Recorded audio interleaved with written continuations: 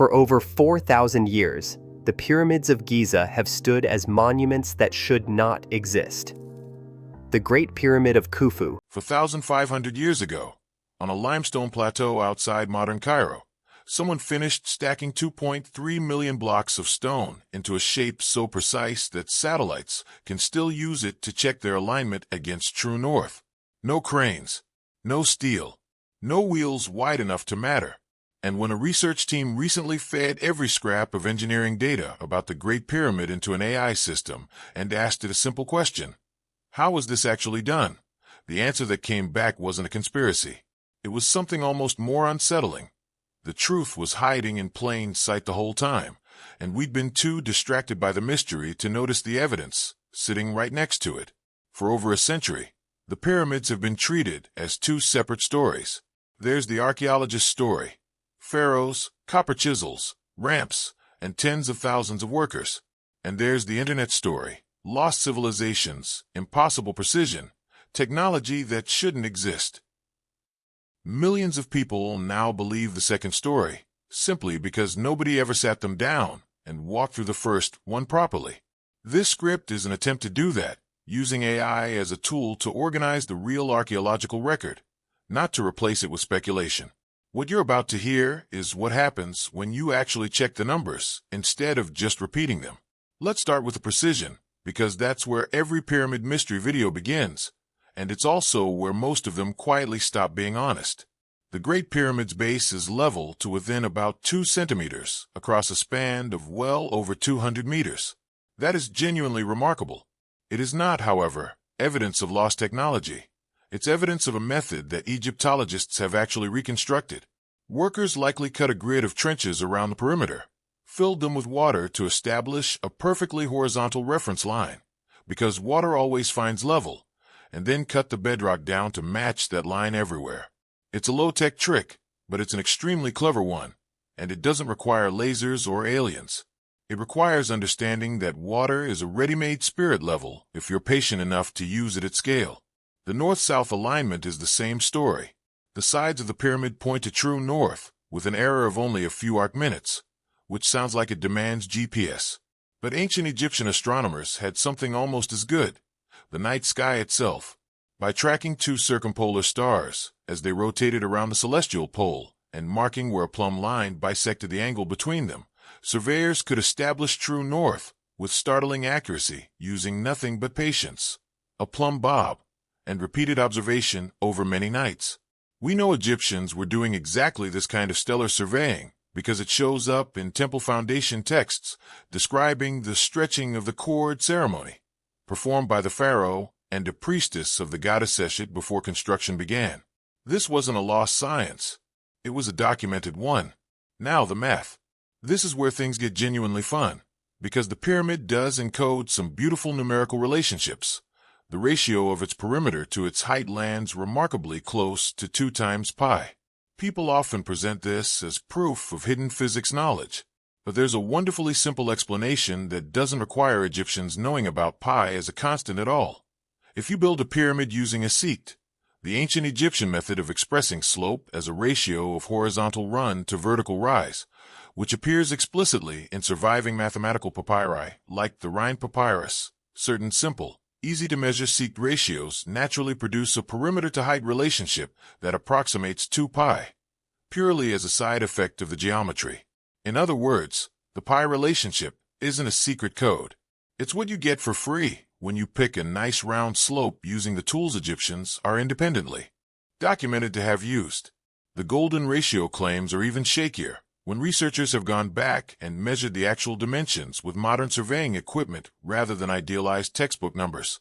The fit becomes far less precise than popular videos suggest, and cherry-picking which measurements to compare against which ratios is doing most of the heavy lifting.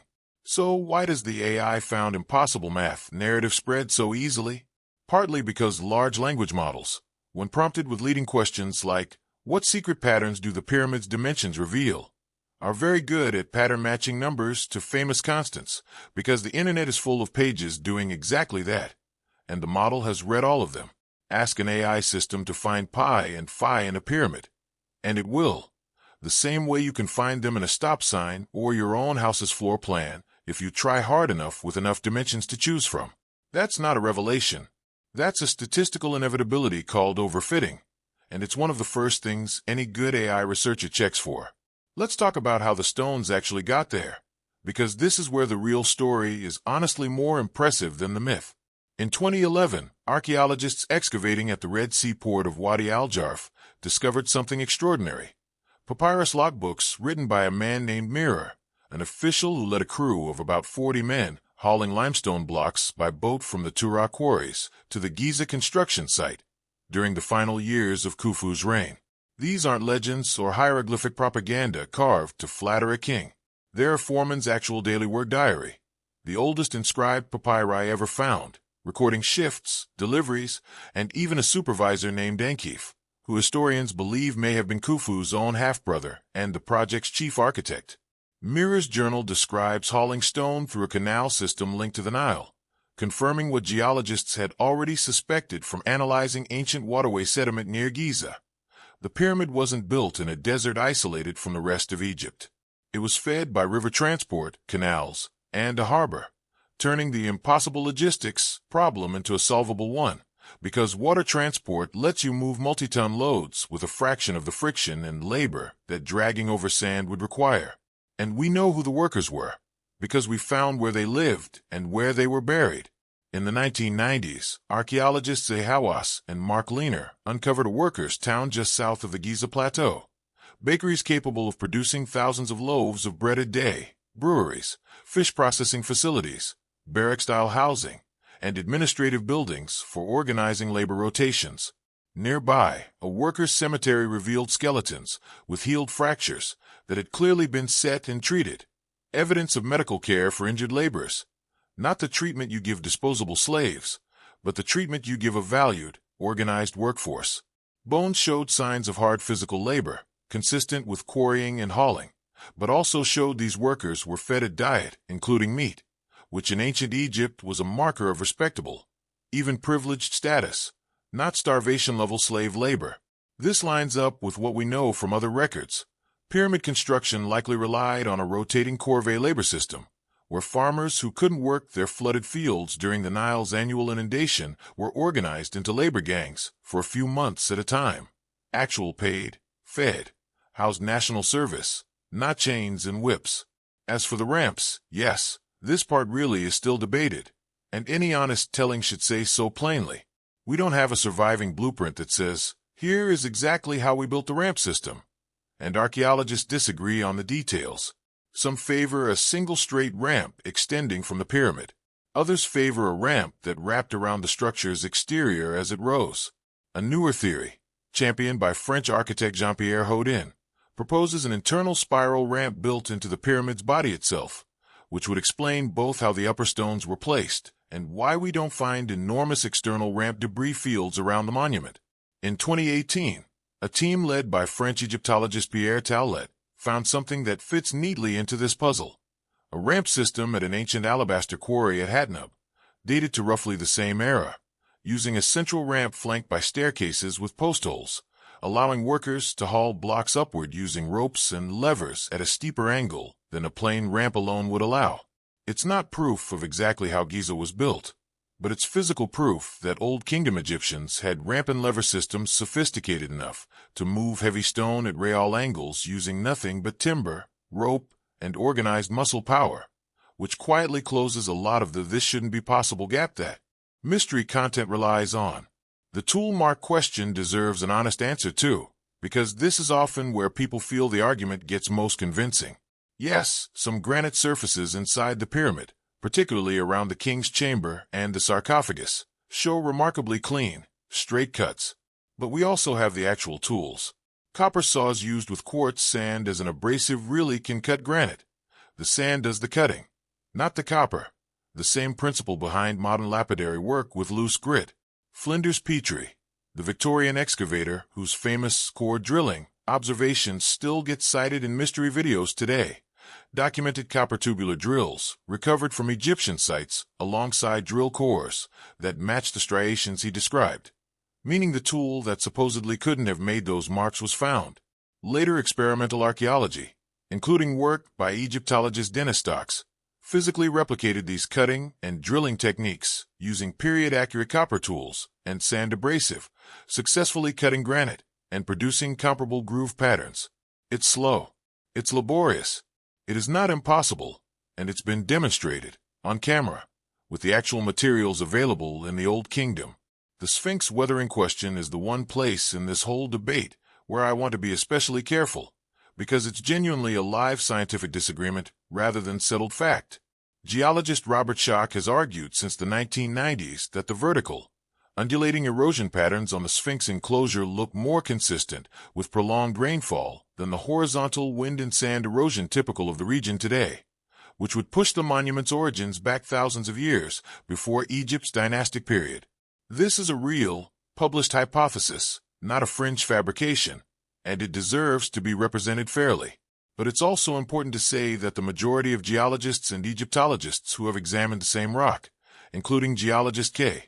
Lal Gori and others, argue the patterns are better explained by the differential weathering of Giza's layered limestone, where softer layers erode faster than harder ones regardless of whether the erosion agent is wind or water, combined with subsurface moisture and salt weathering that can happen even in a desert climate over long spans of time.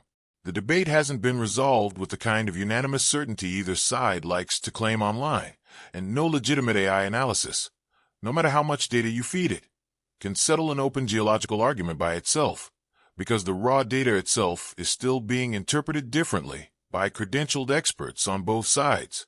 Anyone telling you an algorithm has definitively proven one side of this is skipping the part where actual field geologists are still working through it. So what actually happens when you point a large language model at all this material and ask, who really built the pyramids? What you get depends enormously on how you ask.